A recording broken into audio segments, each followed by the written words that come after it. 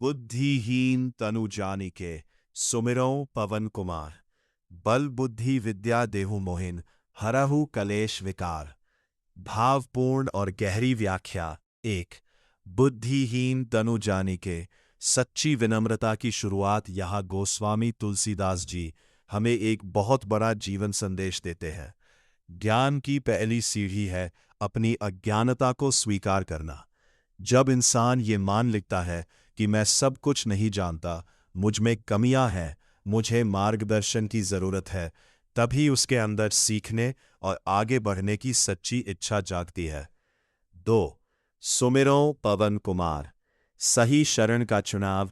तुलसीदास जी सीधे हनुमान जी का स्मरण करते हैं, क्योंकि वे शक्ति बल के प्रतीक हैं।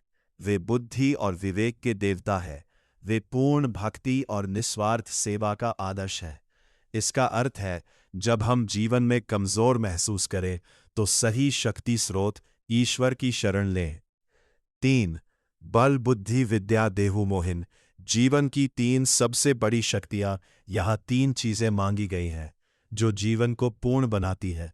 बल स्ट्रेंथ, सिर्फ शरीर की ताकत नहीं, बल्कि मुश्किल समय में टिके रहने की मानसिक शक्ति। बुद्धि विजडम, सही और गलत में अंतर समझने की क्षमता। विद्या नॉलेज, सच्चा ज्ञान जो जीवन को सही दिशा देता है। ये हमें सिखाता है कि सफलता के लिए केवल ताकत नहीं, सही सोच और सही ज्ञान भी जरूरी है। हरहु कलेश विकार, अंदर की अशुद्धियों से मुक्ति। कलेश विकार का मतलब है दुख, चिंता, क्रोध, लोभ, अहंकार, नकारात्मक सोच।